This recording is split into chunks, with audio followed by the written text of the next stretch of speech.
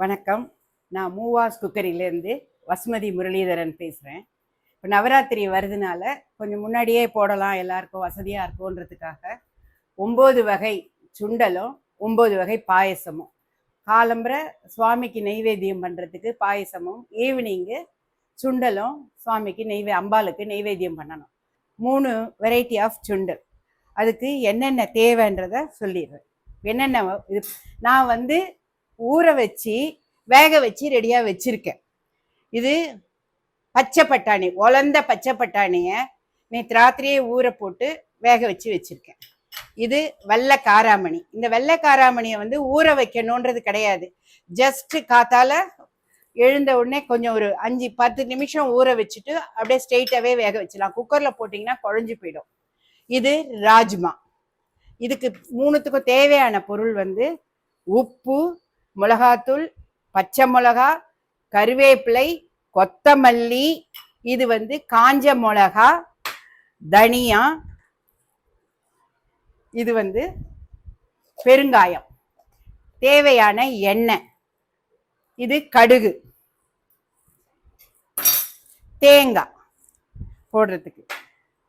இப்போ முதல்ல நம்ம இதை தனியா ஒரு பொடி பண்ணி வச்சுக்கலாம். சில சுண்டல்களுக்கெல்லாம் இந்த பொடி போட்டால் நல்லா இருக்கும், அதனால அந்த பொடி பண்ணிக்கிறேன். நம்ம தனியாவும் மிளகா,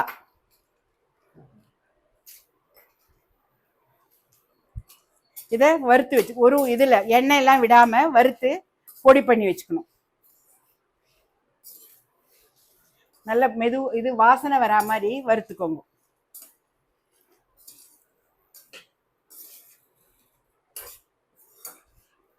எல்லா சுண்டலுக்கும் இந்த பொடியை போடணும்னு அவசியம் இல்லை. சில சுண்டலுக்கெல்லாம் போட்டால் நல்லா இருக்கும், ஒரு சேஞ்ச், ஒரே மாதிரி இல்லாமல் ஒரு சேஞ்சாக இருக்கும். இது நல்ல வாசனை வர வரைக்கும் வறுத்தாச்சு. இது ஆறின உடனே மிக்சியில் பொடி பண்ணிட்டு எடுத்து வச்சுருங்க. ஒரு பாட்டிலில் போட்டு எந்தெந்த சுண்டலுக்கெல்லாம் தேவையோ அதுக்கு போட்டுக்கலாம். இப்போ நான் இதை அடுப்பை அணைச்சிடுறேன். இப்போது இந்த வறுத்த பொடியை இதோ நைஸாக அரைச்சி எடுத்துன்னு வந்துட்டேன். இந்த மாதிரி நைஸாக அரைச்சி ஒரு பாட்டில்லையோ ஒரு ஏதாவது ஒரு கண்டெய்னரில் போட்டு வச்சுக்கோங்க.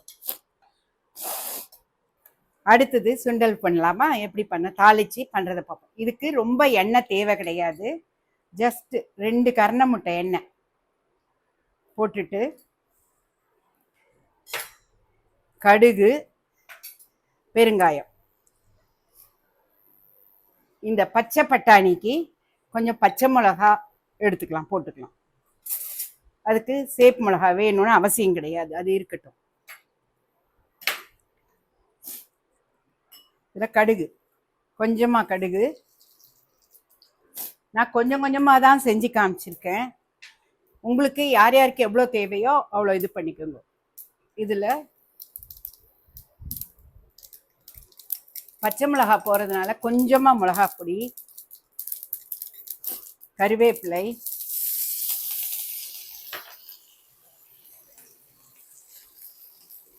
பச்சை மிளகா இதை போட்டுட்டு கொஞ்சம் பெருங்காயம்,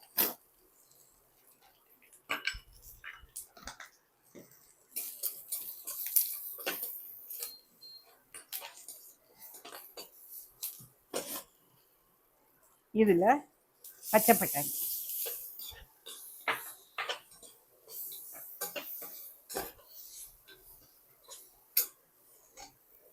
கொஞ்சம் உப்பு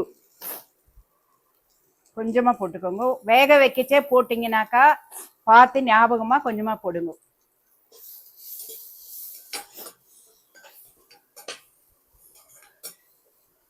தேங்காய்,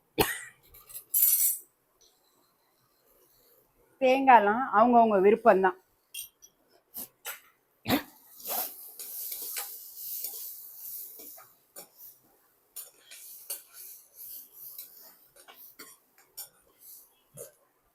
இதோ பட்டாணி சுண்டல் ரெடி.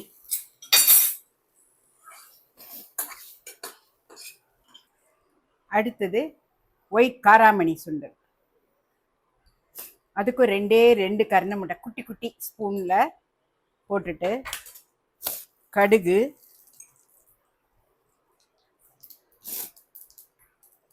பெருங்காயம், மிளகாய் பொடி, ஒரு சின்ன துண்டு மிளகா, ஏன்னா ரொம்ப இது குறைச்சலாக இருக்கிறதுனால கொஞ்சமாக போட்டு, அப்புறம் கருவேப்பிலை.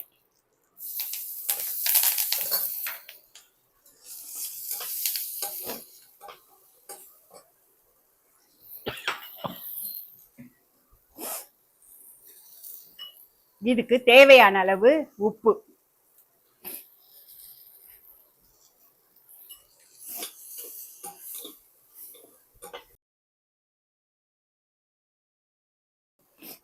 தேங்காய்.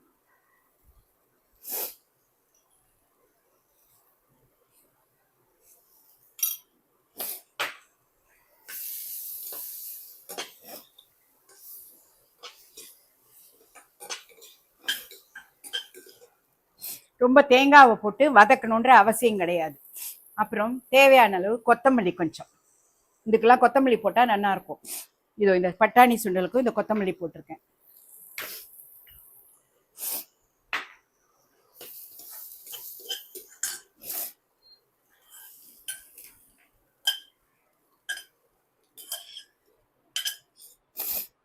அடுத்தது ராஜ்மா. ராஜ்மா சுண்டலுக்கு எண்ணெய் ஒரு 2 டீஸ்பூன்,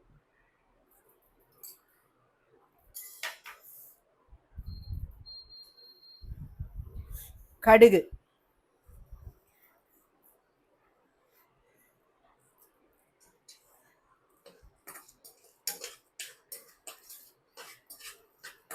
கடுகு, பெருங்காயம்,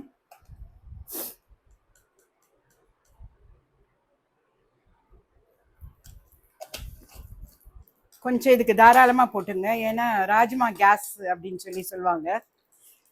ஒரு மிளகா,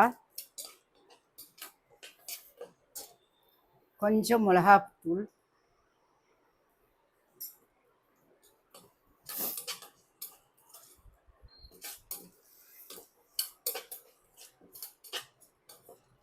கருவேப்பிலை,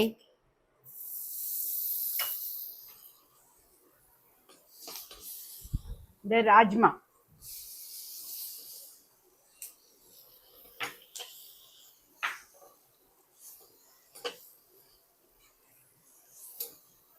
உப்பு,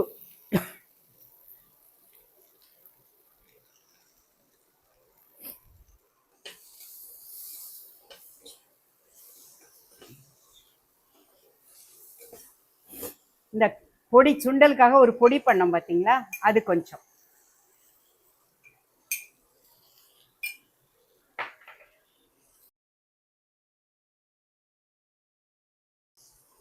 தேங்காய்,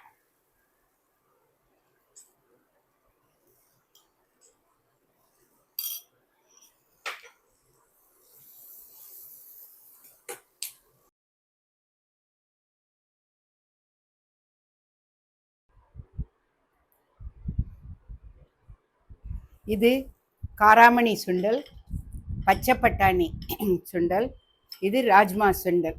3 சுண்டலும் ரெடி ஆகிடுது.